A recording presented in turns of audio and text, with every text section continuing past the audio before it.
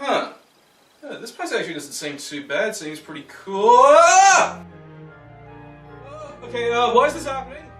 I told him doing this. Hey, you two over there, the guys who are dancing. Can you hear me? Can you help me out, please? I'm freaking out. Hey, my wallet!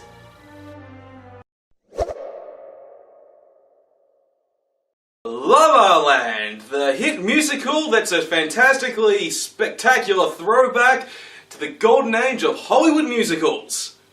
This movie was boring. Like, I'm not joking, I was bored out of my mind watching this.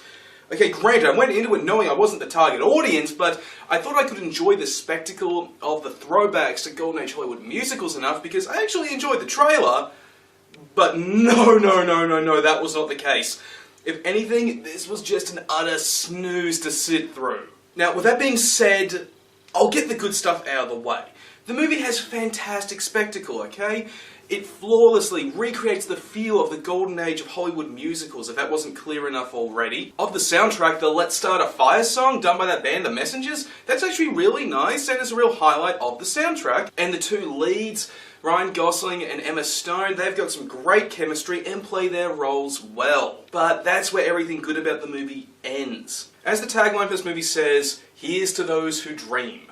Okay, this movie is about two dreamers, a young man who wants to start his own jazz club but is struggling to really break out into success and actually get it off the ground, and Mia, an aspiring actress who's stuck at a dead-end job at a cafe on the Warner Brothers movie lot. The two fall in love and their romance urges one another to pursue their dreams, yet at the same time as they actually pursue their dreams it leads to conflict that ultimately will destroy their romance. And this is where a big issue with the movie comes into play. You see, the movie is more interested in giving you the spectacle of going back to Golden Age musicals than actually telling you an interesting romantic story. The actual romance between the two leads is very bare bones and doesn't really come off as genuine. I mean, all of a sudden they just get together. At times the musical element actually impedes the romance. Because of the surreal spectacle unfolding around us, the romantic scenes can't be taken seriously. Hell, one scene in particular that is just cringy, not only as a romantic scene, but as a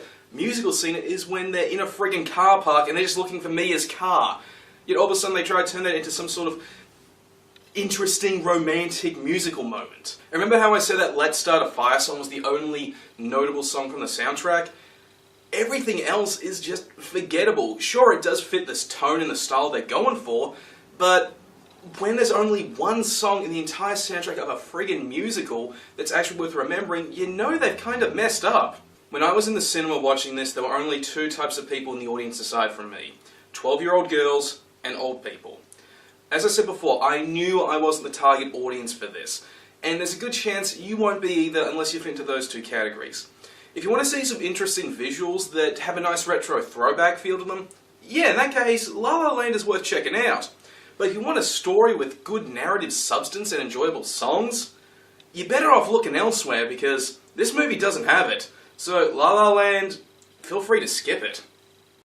Alright, awesome. Thanks for watching this video. Really appreciate it. If you really did enjoy this video, then how about you hit the subscribe button? And coming up next is going to be a review of Split, and in terms of game reviews, Yakuza 0 and Berserk and the Band of the Hawk for next month. But for now, I'm going to try to get my review of Heroes of Might and Magic out by the 25th at the earliest. So, got all that more coming up, so how about you stick around?